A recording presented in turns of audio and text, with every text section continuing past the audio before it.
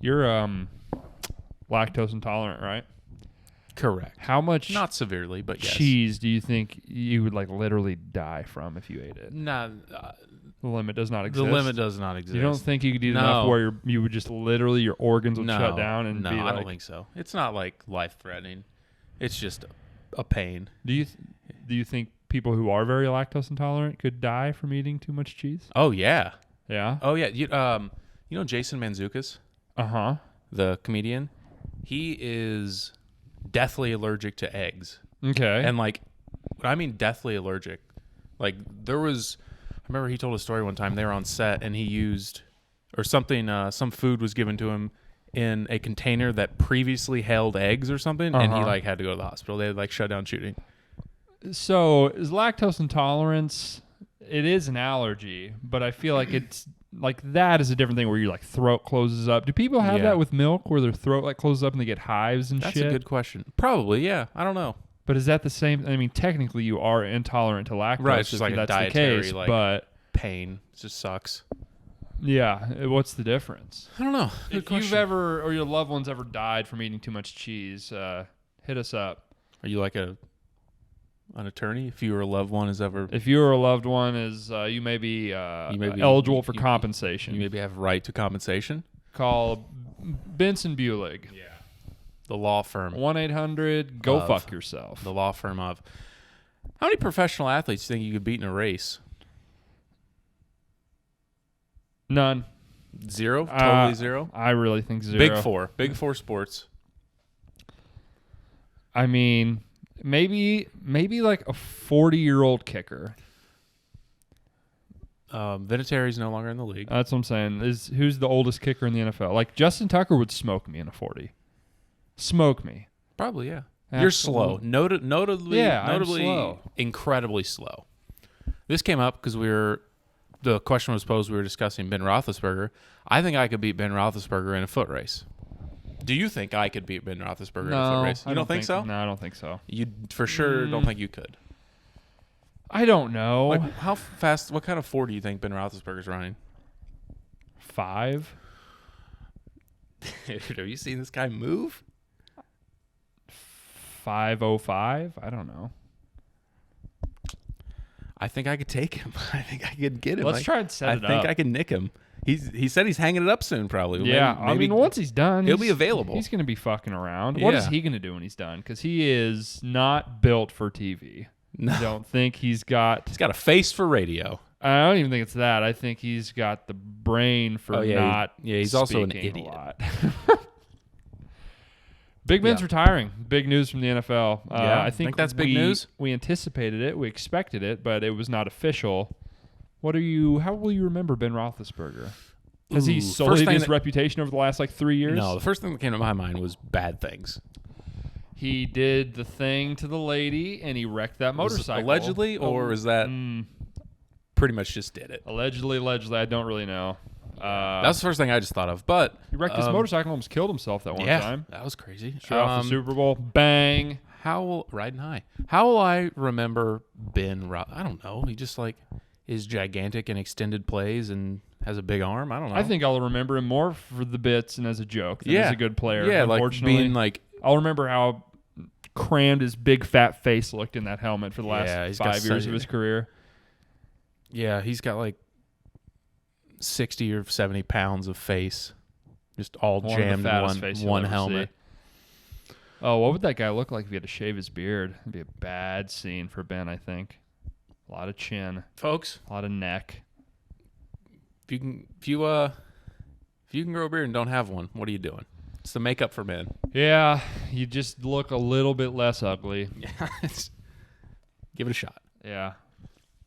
You're like, maybe you're not. Don't have a big, disgusting fat face under there. I'll never know. Yeah. Almost always you do. Yeah, might be coming around. Ben Roethlisberger, whatever. Fuck that guy. Might be coming around on the system. The system. This guy. We're not even going to save it for. Not even going to save it for the Friday show. This guy. There were 12 games this morning and afternoon. I don't know. You went 11-1 against the spread. The one loss was one of the system picks, yeah, but it looks like it's it's going to go 3 or 4-1. 4-1 this week. folks. Tail it.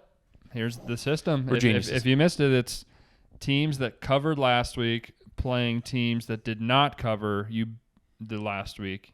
You bet on the team that did Geniuses. not cover. By the way, if you can't tell by the title, we're going to talk a little football for a minute, but the main event's coming later. We're talking our first round matchup of the Christmas bracket. Number 1 seed in action. We watched these movies over the weekend. Number 1 seed Home Alone The Duke Blue Devils of the tournament. against the 16 seed Love Actually. What mid-major team would Love Actually be? Not good, because spoiler alert, folks, didn't like it. Movie sucks. Wes didn't like it. I still like it, even though it's bad. I think most of these movies are bad. Sorry. It wasn't enjoyable bad for me. It was kind of cringy, weird bad. Didn't like it. Who's your mid-major team for Love Actually? I don't Maybe know. someone like... put me on the spot. Who's like an ugly, like a not a up and down team? Old school Butler? I don't know. Yeah, maybe. Just like an unsexy, like They can't have a run, though. Loyola's too good for them because they Yeah, kind of Loyola muck it up. Yeah, Loyola's maybe good. It's like comp. Not enjoyable bad. Yeah, a big fat Cameron Crutwig waddling around. Yeah. Sure. Lions got their first win. Lions got their first win. They're not going to go winless. I'm happy Dan for Campbell. They did it after the school shooting, which is very cool. Same with Michigan. We'll get to Michigan, but yeah, we'll talk about it. Yeah. No, it was good. It was a crazy game. I mean, the Vikings are they're a joke. Couldn't have happened to a better guy. They're unserious. Couldn't happen to a better guy. Kirk Cousins, suck it. An unserious franchise. Mike Zimmer, you're fired. Yeah, you got to go. I think he was trying to get fired. Maybe. The way they were coaching that game, he looked like he was throwing the game. Yeah. Yeah, it was ugly, but I'm happy for him. I didn't want him to go winless. Yeah. Although they did ought to get a tie, but they're not going to win another game all year probably. Didn't want him to go winless. Shout out Jared Goff. You took the Rams to the Super Bowl. Appreciate that. Episode 43? What is this? Yeah, 43. Troy Polamalu episode. That's a good one. I feel like Darren 43's got Sproles a big... Yeah, 43's got some decent numbers. Polamalu's a Hall Troy of Famer, Polamalu. though. Yeah, good one. Nice hair. Yeah. Ooh, speaking of guys from our childhood that are all-time greats that are retiring, Daisuke Matsuzaka retired this I saw week. that. I only saw it because people were like, oh, look at Ichiro come out and greet him at the mound. It's kind of weird. I don't know. Yeah, it's a little odd. I think over there, Ichiro's like... A god. Might as well be Babe Ruth greeting you. So it's like, this is great. It'd be like if Michael Jordan came out. And you'd be like, that's kind of weird because he doesn't know you, but like, it's pretty and cool. he didn't even... He like gave him some flowers and just like... They kind of bowed to each other. I don't know what... It's his moment. And then they just walked off. They didn't like take a picture or like... I'm sure they did anything. later. Yeah, maybe. Maybe not. I don't know like at what point pregame that was or like... Yeah. Don't know. But Daisuke, that was shout cool. out to the gyro ball. Yeah. I'll miss it. I've been watching a lot of Japanese baseball. Took the lately. league by storm for like 6 months. Yeah, gyro ball. World Series champ, Daisuke Matsuzaka. People forget. True. Just saw before we started that Brent Venables is going to be the Oklahoma coach. Don't care. No. I think it's a significant downgrade. Yeah, probably. Doesn't get me excited whatsoever. Yeah, it's going to be a completely different type of team. It's going to be a defense-first type of team, which is kind of what you need to do in the SEC, as we've seen with, I guess not really Alabama this year, but you got to be able to be physical. Can't be candy ass in the SEC and get away with it. But like LSU, high flying. Really Alabama last too. year, high flying. Did they not also have good defenses? Alabama this year, high flying. The team with a good defense got their ass beat. Yeah, sure, maybe. But I think that is the route they're trying to go. But I mean, they don't have Oklahoma caliber defenses. Heading to the SEC, right? Oh, definitely not. Heading to the SEC, I think that's the route they're trying to go. New identity in Norman, Oklahoma. Yeah, in theory, you're just good at both. Yeah. You just both sides of the ball are really good. And then that's good. If I'm the coach, I just want to get a lot of really good players, I think, on my team, on both sides. That's bold. I don't know if that'd work. It's a little something. I've been kind of drawing some stuff up, scheming. What if I was a coach. What if we scored a lot and didn't let them score? It could work. I don't know. It's crazy enough that it just might. Why does no one do it? I don't know. We're really smart, and we kind of have an eye for this sort of thing. We're sort of. It's hard for us to explain because we're so smart and such geniuses. You think someone would be able to scheme up, just score every time, and then don't let them score? Yeah, tackling, not getting tackled. Little combo of that. I don't know. The college football playoff, Michigan got in. You want to talk about Michigan? They totally fucked me. I bet the under. It was Aggressive. the right bet. Then at the end of the game, Jim Harbaugh thought that if they scored when they were up by, by 35 35 to 3. 35 to 3. The total was 44. 44. And they had the ball with Folks, 2 minutes left. Nobody had any timeouts. Wait a second. Do some quick math. 35 to 3. Total's 38. Or that's a total of 38 points. The total in the game is 44. What do we need to cover that, or to hit the over in that? We need to touch down an extra point. Iowa has the ball. They ended with 42 points. So whatever the math 42 was. to 3. Yeah. 45 points. Oh, yes. Correct. Iowa has the ball. Uh-huh. And they maybe get one first down, and then around the 40 or 45, right around midfield, throw an interception. Mm-hmm. And I was like, oh, that's great. That's great. That's great for you. They'll just need out. I was trying to score and get a garbage score to ruin your under. I thought it was awesome. And then they came out empty. They came out, they put in the backups, and they're like, hey, little Johnny and the JV team need to get some points. We want to get them a drive here. And I saw Harbaugh on the sideline. You saw after the game, I saw this today, that he's mouthing, we can get the number 1 seed at the start of that drive. Like, we got to score so we get the number 1 seed. Really? Did you think the committee's like, oh, man, well, we were watching the game, and we really liked that your second unit came in and drove that touchdown 25 yards at the end of the game. That was the difference for us. What are you doing? The drive was probably 6 or 7 or 8 plays, and 2 plays in, you're like, oh, they're scoring. They didn't run. They didn't run a single time. I was sitting there watching it with you, and I just saw it just melt away. It was the most excruciating stuff I've ever seen. They didn't run once. They threw it every single time. It was they crazy. I can't believe they weren't just running up to the line of scrimmage to fucking spike the ball to save time. It was sad. You would have thought they were down by 4 points and it was the national championship. I'm sorry that happened to you. Jim Harbaugh, you're dead to me. Michigan football, you're dead to me. I hope Georgia beats you and pantses you on live television and spanks your little ass. I hope they get crushed. So they didn't get that 2. They didn't earn them a 2 seed. They gave it to Bama. No, well, didn't earn the 1 seed. Oh, they did the 1 get seed. The 2 They got the 2 seed. They didn't get the 1. They gave that to Alabama. Alabama, Cincy, the line right now is 13.5. Any lean early? I think Alabama. Yeah, like, I mean, not Cincy. No. I think if it was 3 touchdowns, then maybe I would think Cincy, but The Michigan-Georgia line, the 2-3 game, opened up don't care 6.5, and now it's Georgia. It's 7.5 now. It's moving I don't care. full point through 7. I'll alternate line it. I'll bet it. What I'm not Dead to you? Michigan's dead to me. I'll never again. It was. I had no skin in the game, nothing whatsoever. It was hard to watch. It was one of the worst beats you could ever have. It was hard to watch your under 44 just melt away. It was tough. The right bet. That a team is scored something a team scored 3 points. And one of the you teams lost scored 3 points. I lost the bet of the under. And the team scored a touchdown with no time left, and they were up by 30 points. Yeah, sorry about that. After the second first down, I was like, now they'll knee it. Oh, now they'll knee it. Nope. We're just going to be fucking assholes. Yeah, it was apparent very quick that they were trying to score. And that Bush League. Yeah, it was tough. Bush League. Do you want to talk about literally anything in the NFL? Not really. The Lions got the first win. We talked about that. I don't know, dude. Whatever. Rams beat the Jags. I don't know. Gardner Minshew. Yeah, Gardner Who Minshew. gives a fuck? Was I don't he know. after the game hugging with his dad? Hugged It was his cool. dad. That game today probably got him another contract as a backup or maybe a chance somewhere. That's cool for him. He was fired up about that. I mean, would you have gone for 2 if you were Baltimore? No. Pittsburgh fucking can't move the ball for shit. I trust Lamar. Yeah, when you're the better team, just probably tie it up. I don't know. Whatever. It seemed like they just want to get out of there. They lost another corner on their team for the year. Shoulder injury. He's done for the Ravens. Marlon Humphrey, I think. So that's bad. Yeah, the NFL's getting a little stale. Now that the playoff picture's sort of firming up a little bit and these games are mattering a little bit more, or they are a little bit easier to contextualize what they mean for the grand scheme of things, it'll get a little more interesting, but I don't know.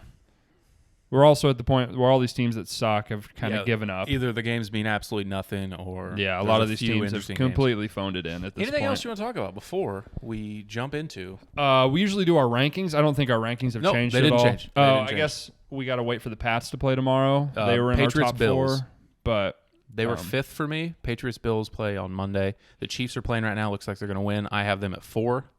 That's going to stay the same as last week. Buccaneers won.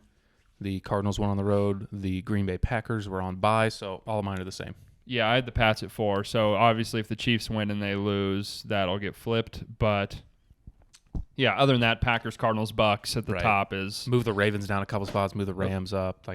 Not too much to discuss on that one. Pretty chalky week in the NFL. Yeah, it really was. You really don't think you could outrun any Jason Peters? I don't know. I just always err on the side that those guys are absolute freak shows and are just, top 1% of the human race. Like, I don't know. Ben Roethlisberger. Maybe like Yadier Molina. I could probably beat him in a race. That guy runs like he's got weights in his shoes. Yeah, he's incredible. Probably some MLB catchers. Probably some old pitchers. Yeah. Anyone that plays the field in baseball that's basically not a first baseman or catcher, probably not. No chance. No, there are 0 defensive players in the NFL I could beat in a race. 0, without even thinking about it. Yeah. No chance. Maybe some like Jason, like old Andrew Whitworth. Maybe him. Some old offensive lineman. I think I could take Ben. I think he doesn't want these problems. I think I got it for him. Let's set it up, Ben. You coward? Let's just ask him to send us a 40 time and then see if you can beat it. Yeah. Drop a like if you want to see us run the 40. Yeah, we should do the combine next once the draft comes around. Yeah. Yeah, this spring, I would hurt myself. This spring, we should do the combine. We should do the combine. That's going to happen. Put it in the cap. Put it in the cap. TNF combine results coming soon. Yuck. Oh, God, that's going to be embarrassing. Yeah. If it's too bad. I'm not going to. If we embarrass ourselves, the good thing is I'll beat you in like some speed stuff, which is good. Yeah. Yeah, you will. But like, I don't know about anything else. No, I think we'll all be losers except for the people at home that get to laugh at how inept we are. That'll be embarrassing. We are so dusty. Anything else you want to talk about before you talk? No, I think it's time for the films. It's time to get into the movies. Folks, it's the first round matchup. 116. It's Home Alone and it's Love Actually. We're going to talk Love Actually first. That's the first movie we watched. Mm-hmm. What do you have to say about it? Before we do that, I want you to tell the people the list that you sent me of like what we're thinking about during the movie, what we're grading it on, how we're deciding who is advancing. I don't know. I think so. A big thing is rewatchability with Christmas movies for me. I don't think that's the end-all be-all of all movies, but I think when you're thinking of Christmas movies specifically, it's something that stands the test of time that you want to watch every year, and something that goes into that is the Christmassiness, I guess. The warm fuzzy, the family, the gifts, the snow, that sort of deal. Does it make you feel Christmassy type emotions? Okay. And then, I guess how well is it aged? Would you want to watch it with your family? That's something that I said I think is important. I think family friendliness has a place in these type of movies, and that means something different for everyone's family. But yeah, we're gonna probably talk favorite scenes, favorite characters, things like that. Love Actually, I didn't think it was great. It was a delight to see Alan Rickman on my TV again. Alan Rickman's on my screen. Great. He, I think he gives an okay performance. Alan Rickman's an incredible actor, so we will see Alan Rickman in a better role in one of these movies that we'll watch next episode. Actually, he is Die Hard. He's the villain. One of the best villains in the history of movies. True. So certainly won't be the best Alan Rickman we see on this list. What do you think about? A lot of people say the first Harry Potter is a Christmas movie. It's just not really. I see a lot of lists where it's on there. No. Speaking of Alan Rickman, No. Christmas is pretty heavily featured for a portion of it, but Sure. every one of them isn't there Christmas in every single like movie because it's a whole year. School. It's a whole year. Go every over time the winter. they stay for Christmas. Yeah. Whatever. Yeah. Anyway, it got derailed. But so this movie came out in 2003. It's a rom-com. Why did you not like it, Wes? What didn't hold up for you? For folks that haven't seen this movie, maybe you've seen movies like Valentine's Day or New Year's Eve, where there are 20 or 25 for this movie, there's not that many, but the newer ones, they really beefed it up. We'll say 15 very notable actors or I would actresses. say because this is a British-focused movie, these people are all very big British actors. Very much so. That's true.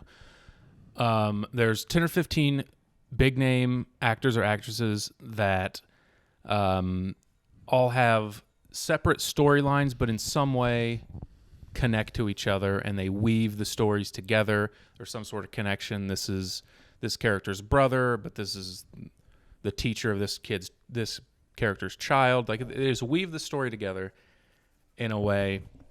And I don't know. I didn't like any of the characters. I didn't like any of them. Any of them? I don't think so. So here's what I'll say. Bill Nighy, who plays the rock star, is delightful. My favorite. Great. I wrote down. He's my favorite character. He's great. Hilarious. He's incredible the entire way through. Because he's very cynical, but he finds love. He has the typical, old rock star. Wishes he'd actually not been so.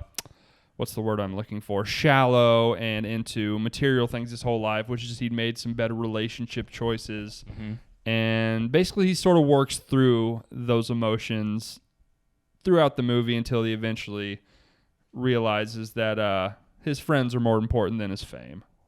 Yeah. And he's very funny. Best performance, I wrote down I didn't know his last name. I just wrote down the old singer Billy, old artist Billy. Favorite for sure. Yeah, Bill Nighy. Very funny. I think I'm saying that right. Bill Nighy. He's in a lot of British movies. Yeah, he's great. I think Emma Thompson as the wife who gets cheated on is a great performance. That is very true. She does a very good job. In a movie that most of these emotional beats seem like they shouldn't really hit, that one hits. It actually hurts. You can kind of feel it. It's that itself in its own little section. I would almost rather just see that as its whole movie. 100%. When it's juxtaposed with the guy Colin who's like going to Wisconsin and fucking girls, and that's like his whole bit, and that's like played up as like an Austin Powers scene basically, and you cut to Alan Rickman's cheating on his wife and destroying his entire family. Right. It is hard to track that emotionally and feel invested. That was my favorite part of the movie, was her. And I didn't love, you mentioned wasn't great. I didn't buy Alan Rickman that much. He's in, a little the cheater role. Yeah, he's a little. So they try to make him a little too. They try to make the audience side with him a little too much. I feel like it basically seemed like he accidentally cheated on her almost. It's like he's like, well, I guess I have to buy you this necklace. It feels like they shot more scenes and they needed to cut it down, and there was some stuff missing. I don't know if that's true, but it feels like there were some pieces missing to that. We got to talk. Alan Rickman's character, after he's cheated on his wife, she hasn't found out yet. They go shopping together. So at that point, had they actually, because we never see him actually cheat on her in the movie. So I don't know if they ever actually, I don't know. Didn't we see? They danced at the party, but they would just dance. I thought we saw her like right after that, like in lingerie. I don't think they were together at that point. I think she was just at her apartment by herself. I don't remember. That could be. Anyways, not that important. He is shopping with his wife in this busy store, and she's off doing something else, and he's like hurrying this worker trying to buy Mr. Bean, Mr. Rowan Bean, Atkinson, trying to buy a present for his mistress while shopping with his wife, which is. Rowan Atkinson is very funny. Rowan Atkinson is always very funny. Mr. Bean, he's very funny in that role. Yeah, and he does all the bits. Says very little. Takes and very really long. Steals the scene. Yeah, he's a physical comedian. It's very good, very well done. But yeah, literally any other time of any other day. Maybe choose another time to buy jewelry for your mistress than No. shopping with your wife. Maybe he just gets off on that. The way he was acting, he certainly didn't seem that way. No, He he was was very stressed. Yeah, buy that any other time of day, any other day of the week. So that was a good storyline, good part, although it is unfortunate. Whatever. Good storyline, good part of the movie. I didn't understand Keira Knightley and the guy whose name I don't know. The guy from Walking Dead, the main guy at the beginning of Walking Dead. That was the worst. Yeah, that one doesn't make any sense. And so basically he's in love with his best friend's girlfriend. The beginning, at the very start of the movie, they get married, and his best friend is, in love with the girl that gets married, And he eventually professes his love to her out in the street. He says, hey, tell him there's carols. Both of these movies, there's a theme that I wrote down that people somehow can't discern people's voices over a speaker versus people's actual voices. We get to that in both of these movies. It's like, I mean, you can't those tell. things, especially in 1990 and 2003, could not sound any different. It's like, oh, those sound like professional grade people on a speaker. That's weird. So this movie has is the movie with, he knocks at the door and she opens it and he tells her to be quiet because he has a bunch of like cue cards, a bunch of big poster boards that he writes on, and he takes it one at a time and has this message for her, and she just reads it, and they're supposed to keep quiet because his best friend, who she is married to, is just upstairs watching TV. I didn't know that was from this movie. I had seen that scene before. That is the worst shit I've ever seen in my life. It doesn't make any sense. And then he walks away, and then she chases after him and kisses him, and she's like, all right, see ya. Yeah, that's a weird one. I don't know what to make of that. She stops and be like, wait, no, and kisses him, and then just sends him off and goes back to his best friend. You got to think all the hangs after that are a little strenuous. Got to be some awkward hangs mixed after messages that. here. What are we doing? Yeah, that one made no sense. There's a few of these storylines that we could have cut out and maybe made a better movie out of. I don't know. Similarly bad, the guy who falls in love with the Portuguese maid. They didn't speak, and he asked her to marry him. Colin Firth's character, he gets cheated on.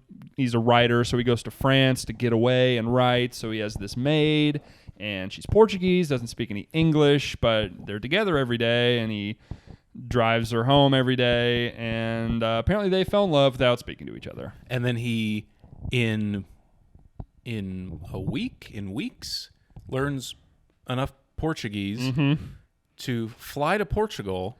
Yeah, I guess it would have to be because it's Christmas then. Yeah, in the very beginning it says 5 weeks to Christmas, and then like 2 weeks later, it'd be in like 2 or 3 weeks. He learns enough Portuguese to fly to Portugal. Yeah, I guess he has her address. I don't know. He just flies in. I don't know how he knew where she lived. You're just gonna find her. Portugal, small place. Yeah, just wander around, ask around. I don't know.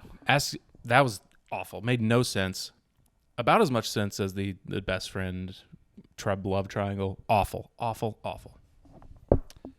That made a little more sense. There's a little bit more of a normal, like, I don't know, star-crossed lovers. We shouldn't be together. Fuck it, I'm just going to go for it. Whereas that other thing is like, this is kind of fucked up for your friend. At least everybody. That it's like, you know, me and you, whatever, crazy kids, let's just give this thing a shot. I've seen that in a movie before. That's a thing that's a little more realistic, although very dumb. Quick rule of thumb that you see in a lot of movies that I just can't imagine anyone would like. Don't ever profess your love for someone loudly in a public place with a lot of people around you. Don't ever do that. Nobody's going to appreciate that. Nobody likes that. It's just really awkward. It's very uncomfortable. Don't do it. Do that shit in private. Yeah. Maybe a nice intimate moment together. Yeah. It's everything's not about you. It's about you too. Don't ruin everyone else's day. Yeah. Keep that shit to yourself. Let's talk Liam Neeson. Oh, yeah. Liam Neeson is maybe the worst crier on camera I've ever seen in my life. What the fuck was that? Oh, yeah. It's not very good. Liam, this is not one of Liam's... That's not his lane. ...better roles. You see why he went to stiff murderer roles cold-blooded killer. Strictly after this. Yep, I buy it. What do you think of so his storyline is his wife has passed away at the beginning of the movie, and he is raising her son, his stepson. So it's Liam Neeson and his stepson basically through the whole movie.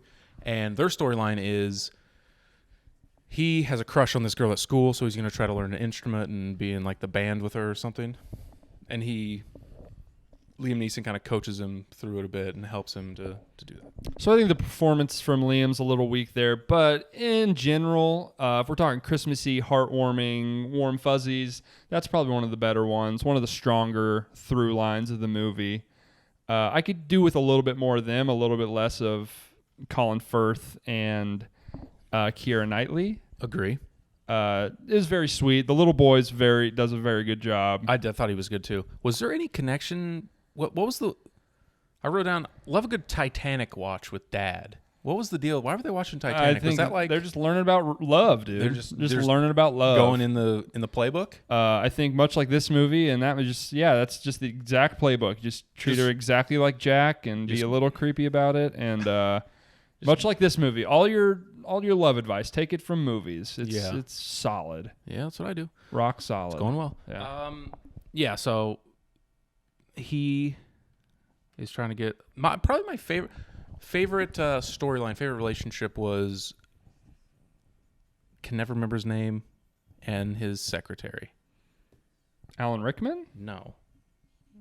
The Prime Minister. Oh, Hugh Grant. Hugh Grant. That's the best. Yeah, that one's good too because it makes sense. Like that's the thing with all these movies like this and why all the other ones suck. It's like I just want to watch 2 of these. I don't need these 4 other ones. You're ruining it.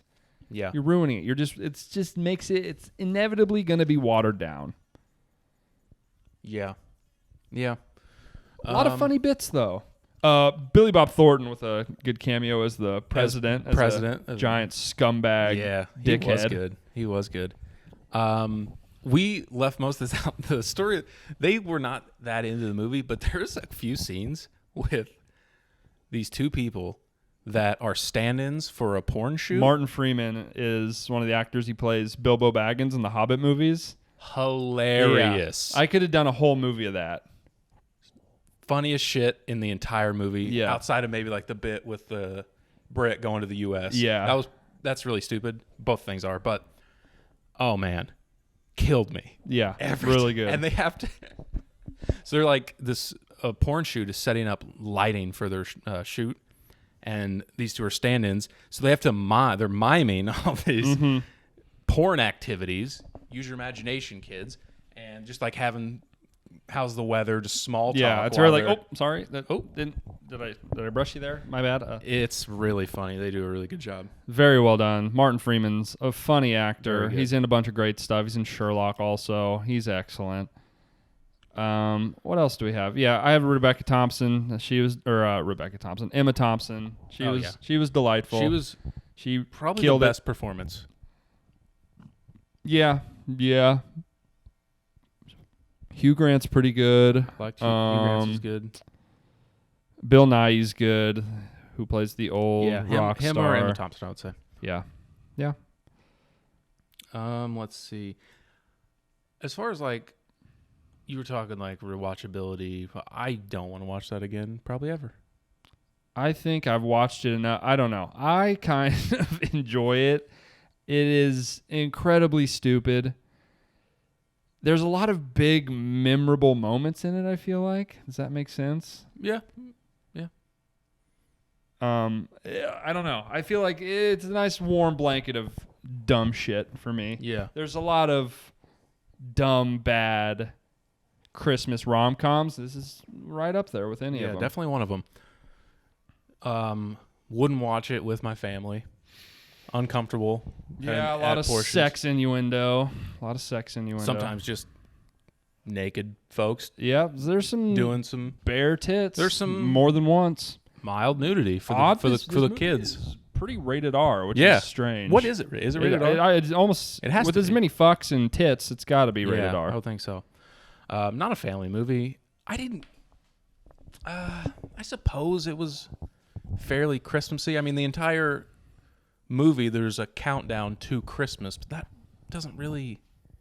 Well, I think it's a lot about finding love and loving the people around you on Christmas and loving yourself. And I think it's and working together with others, and I think helping others is a huge theme throughout the movie. Yeah. I think those are all, I would agree, but I don't think it has anything to do with Christmas. I think it just happens to be. Well, those things have to do with Sure, Christmas. I mean, they go hand in hand, I suppose. And it is framed at the end, like the big third act final is like a Christmas program for this kid that's trying to impress this girl. Like that's the end, basically. Like I would say this movie has more to do with Christmas than the next movie we're going to talk about. Maybe. There's really So almost a lot of these movies, no... surprisingly, like, there's not that much Christmas There's in not that. a ton of Christmas-related stuff.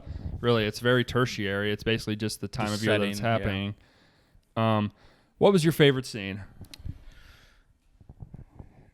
Man, I really like the stand-ins for the porn shoot. I thought that was really funny.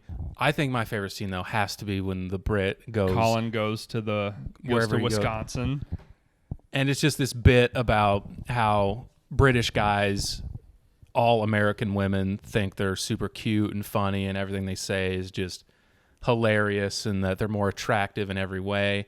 And there's like 4 or 5 just supermodel women falling all over this guy, and how they do it is really funny. That was probably my favorite. Yeah, because it escalates. He's like, "Well, we are gonna have to sleep naked. We're all gonna have to sleep in the same bed."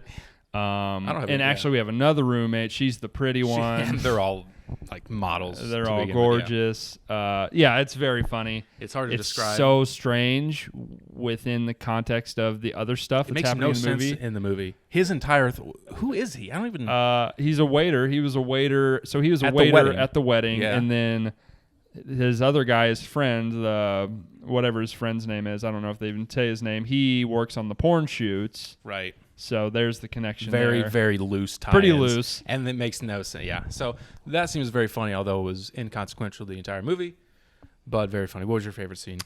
So, I'm a little impartial to for a little bit more of a sweet tone, when Hugh Grant's knocking on all the doors and he finds the girl and they go backstage, and I think that's all very well done. That's sort of at its best when all the storylines are sort of weaved together. It all makes sense. They all meet up at the end, kind of. Yeah. You kind of get the geography of the scene, where people are going, where people stand, and it all kind of works. So I'd probably say that. Yeah. That would be my probably second answer. It is basically the big tie-in of the third act. You got Alan Rickman and his wife, their kids are there. You've got the movie could have ended there, but then you get Alan Rickman and his wife sort of talking about that, and then you get Colin Firth going to get married, and then the chase through the airport. With those incredibly slow cops that can't run down that small child. We got some of that in this other movie that we're going to watch too. How you just chasing a kid and can't catch up to him. He's just not making any ground for... He's 4'6". For multiple yards. Yeah, I don't get it. Meters, if you're British. Meters. Yeah, good accents. Worst scene?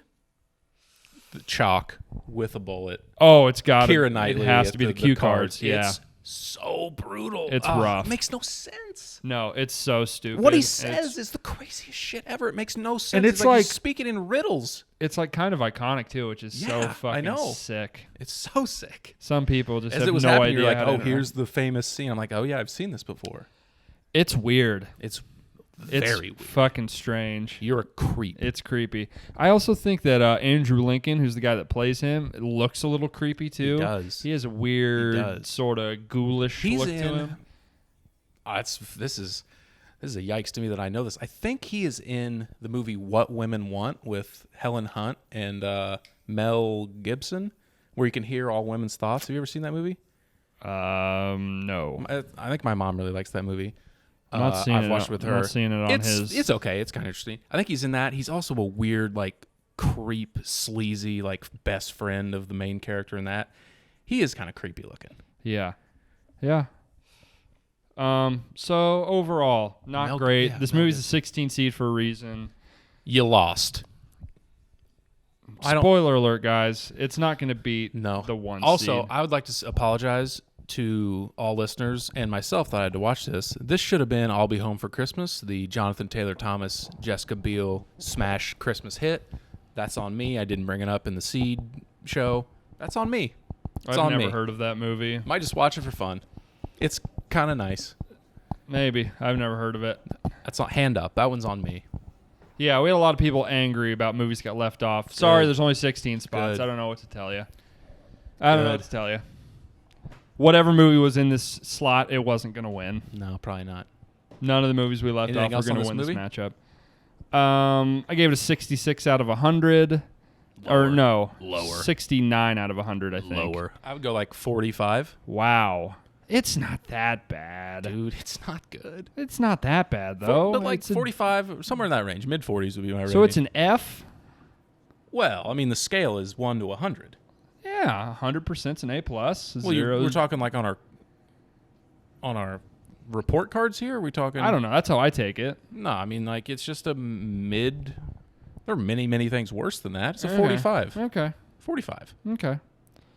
Didn't like it. Not going to probably ever watch it again. Okay. Didn't enjoy it. I'm going to watch it every year. It sucks, but I love it. Folks, if you haven't seen it, it is worth a watch. You could do worse, for sure. But I'm not going to watch it again.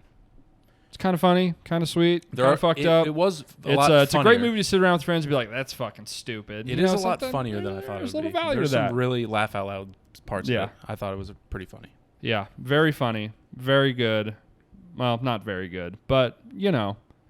All right, let's get into the main event. Yeah, the 1 seed. It's Home Alone time. The Titan. Kevin McAllister and the fam.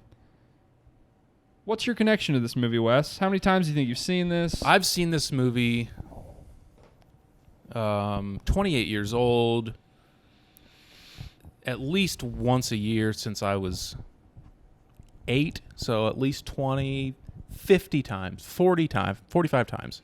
I've probably seen this movie 3 times. I just didn't watch it when I was a kid. You didn't watch it until... I didn't watch it till I was probably... I think I might have watched it when I was in like high school or middle school at one point, maybe. I don't really know. I maybe watched it like at school or something. But no, never really have memory of watching it until I was like in my 20s. Yeah, which is crazy to me because you're 2 years younger than me. Yeah, no, it was... I don't know how you missed it. I don't know. I don't know. I don't know. Just never watched it. Just wasn't in my repertoire as a child. Yeah, It's just one that missed me. I don't know. fair enough. What year is this? 1990. 1990. Okay. Anything that stands out right away? What's your jump right into? So Favorite John scenes? Hughes, incredible writer, director of the 80s. He wrote this or 80s and 90s. Wrote a lot of your favorites. He wrote this. So the story itself is, for a kid's movie, it's great. It's every little kid's dream. It hits it right on the nail. You want to be home alone. You want to be grown. You want your snot-nosed brothers and sisters to leave you alone. Give me my independence. And he gets it. It's a great movie. It's heartwarming. John Williams did the score, who did the score for Star Wars and Jaws. Underrated. And every Very other great good. movie. The score in this movie is fucking incredible. Yep. It carries the movie, really. I think it lifts it up in some spots that really aren't that great. I think I'm probably lower on this movie than a lot of people, mostly probably just because I didn't watch it when I was a kid, and watching a child's movie that you've never seen as an adult, Kind of just weird. not going to connect with it as much. Yeah, kind of weird. It's just going to look more like a kid's movie to you than something that you love and have a deep appreciation for. Yeah. Basically, the movie, anything like I guess it really starts with the scramble to the airport. I guess you can. Well, so the thing that sets it all off is that he has the whole family's there, and he has the bad night, and he spills the soda and the milk and shit, and everyone makes fun of him, and everyone yells at him, which Gets in trouble. sets He up gets sent him to saying that he wishes that his family didn't exist. Yeah. A few things from that night. Very weird that everyone... Was it common? Is it that there was just a police officer in their house, like, checking on stuff? Just like, get out of our house. What are you doing? Yeah, no, it's very bizarre. Get away. I think... We're good. Yeah, it's very weird. It creeps me out. It's He's very just standing strange. there. I feel like there's just got to be better ways of you casing a house. Don't do that. How did he get inside? Who let him inside? I have no idea. I just knocked on the door. Seems like it would have made more sense if he'd But I guess you can't do all the fun shots of all the kids. Right. walking Yo, by it's him, great. running around Yeah, him. and he's like trying to stop For the them sake all, of the movie, it's chaos. great. Yeah, It's very funny. It's a good bit. Makes sense. How about they order 10 pizzas and they pay like $120 for it in Chicago for delivery? 1990s prices, dude. True. That's a good point. Suburbs prices. That's true. I It guess. was 30 years ago. Good price for pie. Good Yeah. price for pizza. Not a lot really struck me before like the scramble for the airport outside of Macaulay Culkin's little brother, Kieran Culkin, who is in Succession. actual little brother? It's his actual little brother. is it? Kieran Culkin, who's in Succession. He plays The kid that wet the bed? Fuller? he plays Fuller. How'd I know that? Yeah, he's Fuller, and he's very funny, and like I didn't know that was his little brother. he's probably he's more successful than Macaulay now. He's fucking probably. big dick Succession. So That's fine. top 2 role for Kieran Culkin probably. Yeah. Just wanted to shout He him was out. good. He's funny in it. They leave. So the movie takes place in Chicago, and when they leave, what happens? Their power goes out, flips. Yeah, the power goes out because there's a storm and power line. So goes the down. alarm clock goes out. So they oversleep, and they're scrambling to the airport. And from their house, they say they have 45 minutes to get to their flight. You're not making that fucking Folks, flight. you missed it. From where they live, it doesn't specify where the actual house is in Chicago, that we know where it's at, how far they are from the airport. I don't know if it's, you mentioned Pre 9/11. They just let you walk on They're going planes. to Paris, though? You got to go through customs, I think. You got to go through some extra shit. 45 minutes? You're not from house? And they got 20 people in their group. Yeah. It's And they're not all gonna happen. kids. They got to check bags. They're going to Paris. Not Folks, happening. You missed the flight. No. You missed it. They're Didn't not have getting enough on time. that plane. Unrealistic. Bad movie. Yeah. Stinks. Also- Throw it in the garbage. Also, I realized he was like in the attic. Wouldn't he have woke up when everyone's He would've. mad dashing around? It would have been an incredible amount of hustle, bustle, and noise. You just would have woke up. Yeah, there's a lot of shit like that in this movie that's like, it seems like there could have been an easy fix, a little easy little one shot, and I understand you got to make a movie, you got to Right. make it tight. Right. You could have very easily probably thrown something in there to explain that. I guess maybe in the attic it's quiet. I don't know. Do they say what Mr. McAllister does? Peter McAllister does for a living? Dude's fucking loaded, whatever he does. Dude's got an incredible house in Chicago. I don't know what they actually say, the town of the suburb, and pays for 4 first-class flights and 11 other people to go to Paris. He pays for all of it? Did they Yeah. say that? Yeah, that's a lot of money. That is 5 figs. Yeah, that's not a cheap trip. Yeah, what's Mr. Mac into? I don't Do we know. figure why are they in New York in the second one? I guess we'll talk about that. We shouldn't talk about that yet, but yeah, I don't know what he does for a living. It's incredible. So, one of my favorite scenes, underrated scene, is when he wakes up when they're all gone. And it's so still and it's so calm and it's so quiet. He's calling all their names. He's calling all their names. It's kind of eerie. It feels like it's got like a snow day type of energy to it. Love that scene. It is very good. Yeah. And as you mentioned, the score really, it is very still, but there's like little pieces of the score that kind of push it along too, of him being very isolated. And I guess he comes to the conclusion that he just made him disappear. The other thing, how old is Kevin McAllister, do we think? We know he's 8. Really? He seems small for 8. He's 8 years old. You would just freak out if you were a little kid. You would absolutely lose your fucking shit. Yeah. You'd melt down. If I was 8 years old, Yeah, I don't know how to do anything. yeah, in theory, I'd be like, this is good. And then, Do you know how to do laundry at 8? no. Fuck no. And also, Do you know how to do laundry now? you're not going to do laundry as an 8-year-old. Of all the things that are on my list, I'm not doing any laundry. He's a mature 8. Even then, you just like that's the whole thing of your parents not being home, is that you don't have to do anything. You can not shower and brush your teeth for a week and eat ice cream for every meal. At some point, you gotta get your stuff together. You need some fresh clothes. Eventually, the ice cream just isn't so sweet. Anyways. Eventually, sleeping in every day it's not that great, you know? They figure it out.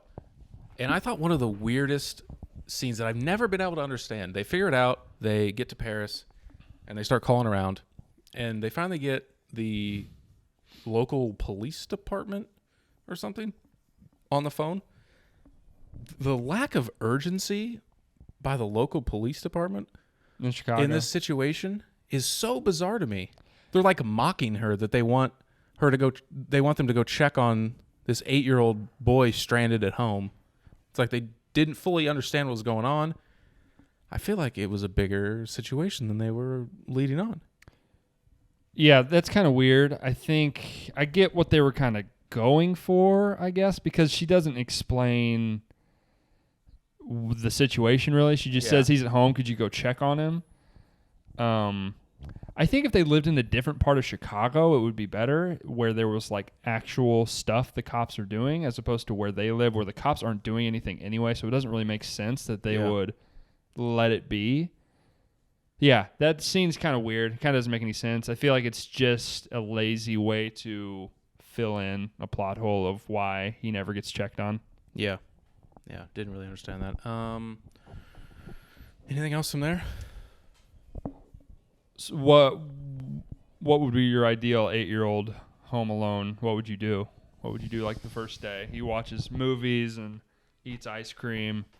Yeah, I mean, have no idea what I would do. I don't know either. Like at 8, I'm not like I can't cook. Firing up something to cook. I'm not. I don't know if I know. He does order a pizza. Well, that's the thing. I feel like I would be scared to talk on the phone. Yeah, probably. That's the thing. If I was stranded home alone where I lived, I'd have absolutely nothing to do. I need people around. I'd have fuck all to do. Yeah, I guess play video games, right? Yeah, I'd play a lot of video games. Watch? I'd watch TV. I'd stay up way too late. That's the thing. At some point, you're like, maybe I'll do some laundry. Eat like Cheetos for breakfast. Yeah. And then I'd probably get pretty bored. I'd probably want someone to hang out with at some point. Yeah. I think one of my favorite scenes from the movie, and it's a thread through both of these, the first and the second movie. He does this multiple times. In the first one is using the movie and like fast forwarding and pausing and playing to talk to the pizza delivery driver. And later when Marv is at the door, and then he does it again in the second one. I think that's very cool. Although, then again, nitpick, much like the scene from Love Actually, how can you not tell? There's just no way. And on top of that, this fake movie, which I was sad when I was older to find out that Angels with Filthy Souls, not a real movie. They made it just for this. I asked during this, like, is this real? Which is a weird detail that they did. Yeah. If it's supposed to be 1950s, on top of that, the audio would sound like this whenever the guy is talking. Yeah. There's just no shot that would ever fool you. No, but it's probably a children's movie. And that's one thing about a lot of these movies that I think is important when we're grading them out. It's like, just because it's a kid's movie and it's lazy and it sucks doesn't necessarily mean that it's like, oh, it's just a kid's movie, which is kind of unfair when you're doing like Love Actually versus this movie. This movie gets all the passes because it's like, oh, it's a kid's movie. So you're like, oh, not that this would lose to Love Actually, but I think in certain situations when we do movies like this, can't let it off the hook. You can make a kid's movie that's also well made, you know? Yeah, I think you're probably, as you mentioned, overly critical of it because you didn't watch it when you were a kid, I would say. I think I'm going to be just as critical of all these movies that I watched even when I was a kid. Like, I don't know. There's just stuff wrong with this movie. It's not perfect, and you can love it, and it can be one of your favorite movies, and that's also fine. Yeah. Both of those things can be true. What did you think of when you first watched it, and I guess on this rewatch, of our local neighborhood cat burglars, Marv and Harry? They're the best part of the movie. Yeah. They're absolutely the best part of the movie. It's not even close. Oh, yeah. I mean, Joe Pesci's one of the best actors to ever live. I think he could play any role you give him, and he would just burn a hole in the screen with how good he does, how well he does. He's incredible. They fit that perfect bill of them being kind of stupid, which you need from villains in a kid's movie. They're kind of doofuses. Well, I guess Marv is more the doofus than... Very much. What's Joe Pesci's character's name? Harry. Yeah, Marv is more the doofus of the group. But he's also believable. Joe Pesci is, that is. Like, you buy that he could rob houses, Because he's Joe Pesci. He's obviously been in all the most famous gangster movies you've ever seen, a lot of them. So you really buy him as a criminal, and he manages to keep it very lighthearted. They're the best part of the movie. It's not even close. Yeah, 100%.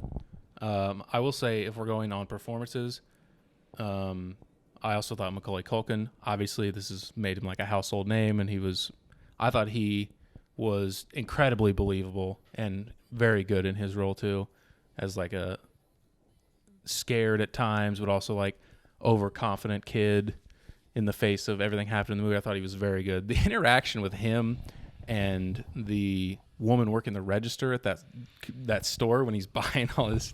No, wait, I got a coupon for that. For the kid. Hey, it's for the kids. It's for the kids. You ever try these frozen meals? I'll give it a whirl. I'll give it a whirl. He got a coupon for that. He was very good. Yeah, he's funny. I think sometimes, and I don't think any of this is ever his fault, they get a little cute with it. They get a little, I don't know, the dialogue's a little too cute for me. It gets a little choppy. Like, hey, let's zoom in on Macaulay. Let's say something quirky and sort of derail the pacing of the whole scene. They do that a lot. They a few times will do like very, very over the top like reaction. He'd do like a Jim Halpert, like, "Oh brother, look at this," or sort like of thing. Yeah, which is not his fault. That's more the movie's fault. I mean, he's 8 years old, so yeah. How much can you really blame him? But yeah, obviously, he's fine. He's pretty good. It's whatever. He's pretty good. I would say one of my favorite scenes. They do it a few times. When he's first realizes Home Alone, combing his hair in the mirror and singing. It's iconic, yeah. Incredible. It's iconic. Dreaming of a White Christmas. Good stuff. Puts the aftershave on. Great scene. Here's a little derailment. Chris Columbus directed this movie. Mm-hmm. He directed this and Home Alone 2. He also directed the first two Harry Potters, which is a better twosome of movies. For you. I mean, I'm a huge Harry Potter. You are.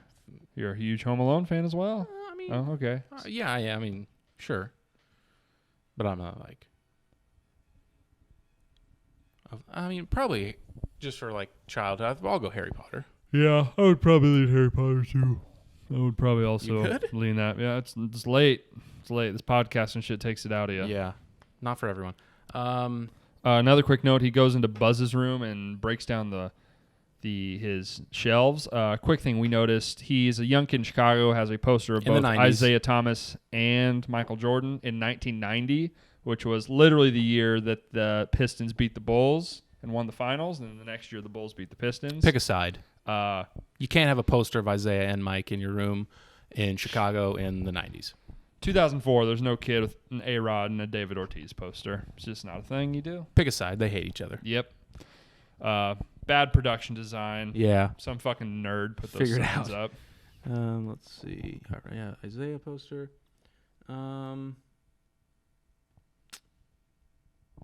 Let's see. I mean, obviously, rewatchability, 10 out of 10, I would say. I probably watch it at least once a year. I'm not sitting down to watch it every year, but I think it's very high. Before we get into this, John Candy comes in off the bench and steals this whole fucking movie as Gus Polinski, the Polka King of the Midwest. Oh, yeah. He absolutely burns the place down. Yeah. Gives a Jamal Crawford-esque performance, comes in, puts up fucking numbers. Heats up off the bench quick. Yeah. Best performance, Macaulay Culkin, Joe Pesci, and John Candy as Gus Polinski, Polka King of the Midwest. Excellent. Another thing that I was kind of confused by, she ends up making her way to, I think, Dallas or somewhere and then maybe flies north to... Says she was in Scranton. I don't know if that's Pennsylvania, I guess. Yeah, I thought it was Pennsylvania maybe, where she meets Gus Polinski and the Polka King of the Midwest. Hitches a ride. Kiss me, Polka. Hitches a ride to Chicago. Couldn't she just rent a car? Yeah, that doesn't make any sense. I don't understand. She's like trying to fly, be faster. She hadn't slept in forever, which would be weird to try to drive 12 hours. I don't know. Maybe she couldn't. Maybe she couldn't for some reason. They were out of rental cars. I don't know. Yeah, maybe. Also, from Scranton, Pennsylvania to Chicago, she probably wanted to get there that day. Probably wasn't going to happen if she drove. Right. Probably would have been quicker to just wait for a flight, I guess. Yeah. Give her the benefit of the doubt there. Another quick thing. The guy who saves him at the end, the shovel guy who doesn't talk to his kid, and they meet at the... He should sue everybody. Why does everyone think that he killed somebody? Yeah, what's it? I mean, that's libel, slander. I mean, you just live your whole life. It's like, yeah, I guess people just say I killed somebody. I just live with it. He finally meets him in the church and starts talking to him before the big robbery and the fighting off of the final battle. Final battle takes place. And I wrote this quote, and he says, "There's a lot of things going around about me. We're just going to accept that people think that you're a murderer? Probably stand up for yourself. Just cool with it? Maybe he actually is a murderer. Yeah, I don't know. Seems like something a murderer I know a lot would of people say. think I did some stuff. You should probably convince them that you didn't do that. Did you do some stuff? Did you? Yeah, he ends up saving. Anyways, I want to get to the big battle. Obviously, the most iconic scene of the movie, for anything sure. Before? No. I mean, this is it. We've reached the pinnacle. I thought it took him a very short amount of time to settle this up. Yeah, he basically forgets what time it is. He comes home and it's all set up in what seems like 5 minutes. Let's see. Favorite favorite? I think they definitely could have sprinkled some scenes in of him setting this up throughout the movie. They very easily could have just sprinkled in some like, oh, there he is setting up those ornaments, or the very first time that he sees the burglars, if he's writing out a plan, and they could just sprinkle little 30 seconds in here and there of him rigging up those paint cans, and it's all ready to go at all times, basically. Yeah, I think the only thing about that is he doesn't know that they're gonna try to break in at some point. I mean, maybe I feel like put he it does, together. right? I mean, I don't know. I mean, they come to the back door. I think he knows. Yeah, but once he hears them talking, we'll come back at 9:00. He just knows. It's like, I don't know. Yeah, you would think it just took too short amount of time to set up. Favorite, least favorite, booby trap for the... I would say... Right off the bat, him getting shot in the cock with a pellet gun, that is maybe the most painful thing that happens. I mean, that guy's balls just don't work anymore. Ooh, I do want to say, before we do talk that, the two burglars, Marvin and Harry, call themselves the Wet Bandits. After robbing someone, clogging the drains with rags and flooding their entire house is some of the cruelest shit I've ever heard of in my life. Makes you really believe they're real sickos. They rob all their shit and then clog the drains and flood their entire house. That's fucked up. Adding insult to injury. Yeah, that's fucked up. I mean, is there something more cruel? Very fucked up. Anyways, the tar on the steps is... You would just like no right-minded person would approach it the way that Marv approaches it. Yeah, no, I got to get up these stairs. I'm going to take the socks off. I got to keep climbing up these stairs. These guys are so fucking stupid, which is another thing that it adds to the hilarity. It's very fun. It's very exciting. But if these guys are capable enough people to have robbed what seems like hundreds, tens of houses... Multiple. They are not going to just continue to barrel through these booby traps. This is the one, though. This is the one. They want the golden goose. They could have still got it. Also, they don't have guns. They probably just have guns. Well, that becomes a whole different thing. We're talking armed robbery. We're talking different charges when you get. Yeah, maybe that's true. Can't be bringing guns into places and shit. I didn't think of that. Yeah, there's no way he's going to keep going up those steps. He's probably going to tarring these steps. Guess I'll go around and go in the front door. Yeah. Yeah. Hey, Marv, go around. Also, the ice wouldn't freeze that quick on the steps. They never at any point, their eye line never gets below their nose. At no point in this entire time do these guys ever look down. Nope. Their sight line is never below 180 degrees. It is straight ahead, never looking down or up at any point in time. We're talking very negatively about this movie.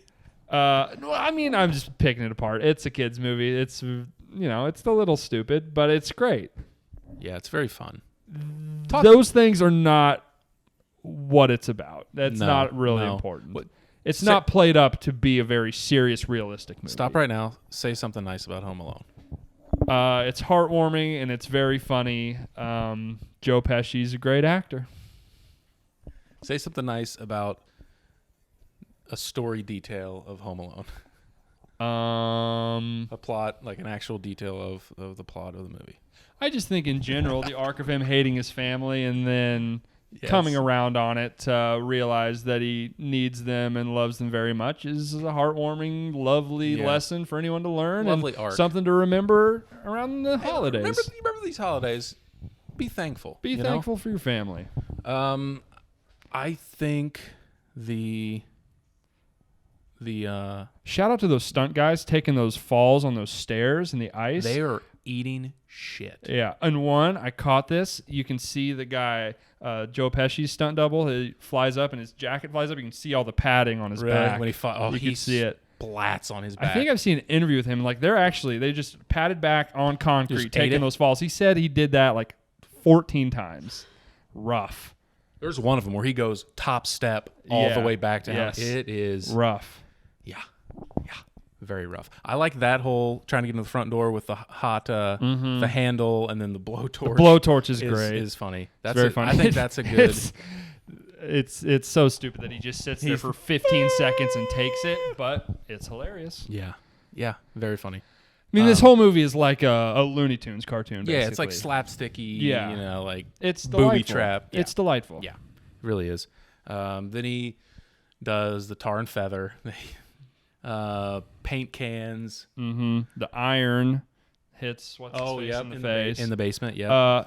If that's not hot, would that leave a mark like that on his face? But it looks great. I think it is. Isn't it hot? Isn't it plugged in? I don't think so. Maybe it is. It wouldn't leave a mark if it wasn't hot. How long of a cord is that on that thing? If it's extension cord, dude? I don't know. Take it easy. Dude. Relax. When he steps on that nail, that made me cringe. Yeah, you did cringe. You didn't like that at all. Maybe just look down. Probably look down. It was dark though. Yeah, it was dark. You just had to get up those steps. You pointed this out. The way he stomps on those ornaments when he comes in. Marv goes in the window. He sets up all these ornaments. An open window. He's like, "Ooh, this is my chance." He gets in that door and he stomps as forcefully down as he can as soon as he gets in there. Smashes those ornaments. Doesn't tiptoe in. Nope. Stomps as hard as he possibly can. Yeah. Well, whoops. You got to be quiet getting in a house. Yeah. Yeah. Well. Yeah.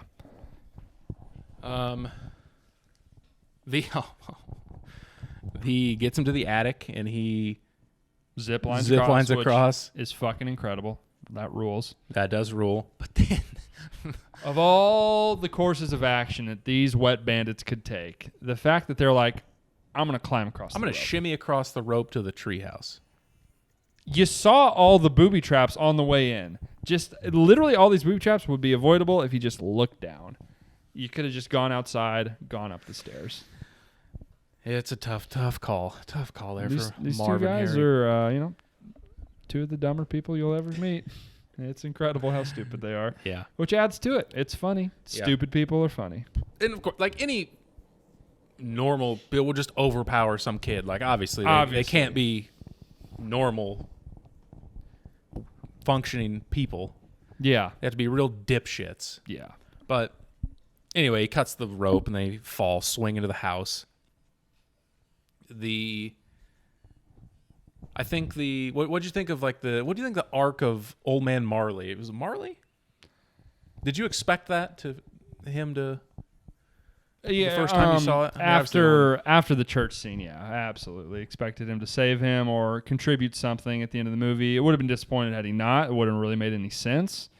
It is a little weird. It doesn't totally jive with the rest of the movie, but it's making amends with your family. Another is the nice whole message. Making them their message is the same. They're old, they're different, but they're the same. Yeah, we're all not that different from each other, folks. Yeah. We all can find some commonality. We all murder people and stuff them in trash cans full of salt. But not that part though. Not at the holidays, at least. I can still talk to my son though. Yeah, not a total animal. Yeah, so he saves him. They get caught. Basically the end of the movie. His mom gets home the next morning. Family comes home. everyone's like, well, we missed you, Kevo. Pretty cool you didn't burn the place down. Pretty cool you didn't burn the place down. Thanks, Buzz. Oh, iconic line. Buzz, your girlfriend. Woof. Woof. So he just cleaned everything up? Yeah, that's the other thing. Did he clean the house up? It seemed like it was pretty spotless. It seemed like he just found that tooth. But he left Buzz's room in absolute shambles. He did, yeah. Why? I wrote this down. Why did he send the cops next door? Why did he not want... It's like he wanted to totally disconnect from any of that activity at all. He didn't tell his family that we see. He didn't... They get caught at the neighbor's house. He wasn't... So it's like... I don't know. I don't understand that. Why did he send them over there? I don't know. Didn't tell the family. I guess he just didn't want everyone to freak out. I don't know. I don't know. Because he acts like the neighbor. He said, this is Murphy, whatever, I'm being robbed. And he sends them over there and they get caught. I don't know. I thought that was kind of odd. Yeah, and then he tries to hide it from the entire family. Cleans everything up. Don't know how he got the tar off those steps. Everything else, though. I mean, you could pick everything else up, I guess. Not a quick turnaround time there. No, it was late. They didn't get there till 9. Yeah, that's true. Got a grade for me? Don't. 80 out of 100. Okay, I was going to say, watch your step here. 80 out of 100. All right. It's a delightful, wistful Christmas romp. I feel like we didn't talk about it like it was an 80 out of 100. No, we did kind of shit on it. We approached it a little more realistically than we should have. Here's the thing. This movie is delightful. It's a cartoon. Don't go into it thinking it's going to... I mean, everyone that's listening to this has seen it. Everyone's seen it. It's a cartoon. It's a romp. It's fun. It's quirky. It's just... It's goofy as hell. Everyone listening has seen the movie and loves the movie because you can't not... So what are we going to do? Be like, yeah, it's great. Yeah, it's great. So I think it's more fun to like make fun of it. Yeah. It's not perfect. It's delightful. It's a lot of fun. It's an easy rewatch. Did you have a favorite scene? I mean, obviously the end with the booby traps is great. I love the scene at the grocery store. I love... What other scenes do I really like? Is this toothbrush certified by the dental association? Is this toothbrush certified? Again, another cop that just could have ran him down. Yeah. He was a big fat lummox, though, so maybe that's why. Was a big... I don't know. I guess it's got to be the last scene. What's your favorite scene? I like the one where he's combing his hair in the mirror. That's pretty funny. Good Ooh, scene. I like a little and pre-booby trap. Booby trap is when he's got all the mannequins and he's acting like the house is full. That is the best scene. You're pulling right. all the strings. That's a great scene. Yeah. That is really good. I think the beauty of this is that it's all just realistic enough that a small kid watching this would be like, I could do this. Yeah. I could take out some motherfuckers. It probably got some children murdered, this movie. They're like, I can do it. Okay. You don't think? Goddamn. You don't think a kid took some justice into his own hands? Maybe tried pulling some shit on his parents? Maybe some kid killed their parents? For sure. Yeah. Booby trap for sure. Yeah. He's like, hey, if I drop a hot iron on my dad's face, it'll probably just hurt him. That'll teach him to ground me. Yeah. That was an act. The scene with the grocery store clerk is very funny. I love that. And when he's miming dancing in that's number one. That is incredible. Any of the worst scenes? What do you think? Worst scenes. So you could go one of two ways with the delivery driver and with talking with the movie. Like it's pretty nitpicky to call it. Yeah, I like it. I lean that way, but you could call that one of the worst scenes if you don't want to. Yeah, that's the thing about this movie. There's not really a lot of just outwardly bad shit in it that I can really think of. I can nitpick the hell out of the whole thing, but I can't point to anything and say that it's inherently objectively bad. Right. That's fair. Any worst performances that you? A lot of good ones. I think Macaulay Culkin's a little overrated in this movie. Really? I think he's a little bit. I think he's good. He is. I don't know. It didn't jive with me a ton. It's fine. Not the worst. That's the thing. All the actors in this movie are pretty good. Yeah. They're pretty good. Not a lot of bad ones. Yeah. Shout out Gus Polinski. Yeah. Polka King in the Midwest. I think that's about it. I would give it like 86, 87, 88, somewhere in there. Upper 80s, I would say. Yeah, this is very Christmassy. The Delightful. rewatchability's through the roof. Ooh. It's aged pretty well. Another good scene. A lot of stuff, a lot of little stuff that you forget about. When he goes and talks to the elf and local Santa, and he gets the Tic Tacs. He asks for And the guy's car breaks the down. scumbag Santa. That's pretty funny. Yeah. Pretty good. Yeah. Hold out your little paw. Yeah. And gives him a couple Tic Tacs. Yeah. Pretty funny. Why is his uncle such a piece of shit? That guy fucking sucks. He's the worst. Why is he such a prick? He's such a fucking piece of Why shit. is he so mean to Kevin? He's a fucking mooch too. Yeah, that's He's a fucking. Yeah. He's a broke, mean old man. Yeah. I don't understand it. Yeah. His son wets the bed. Yeah. Oh, yeah. I'm not sleeping with Fuller. He wets the bed. I don't think at the beginning is a little aggressive that all his family just absolutely despises him. Trashes him. The other thing to remember about this, it's a kid's movie. They have to make it very obvious Yep, what's going on. they really gotta hit you in the face It has with to it. hit you in the face True. with it. There's not as much room for subtlety in a kid's movie. It is true. what it is. Yeah, but his family absolutely fucking hates him. One thing, when they're packing up that I noticed that's just a totally random thing, is his brother, the redheaded one, not Buzz, but the other one, is packing up and he's in the bathroom. He takes his toothbrush and he just sticks it in his pocket. What kind of fucking psycho shit is that? Yeah. That is demented. Yeah. I love a good pocket lint with my.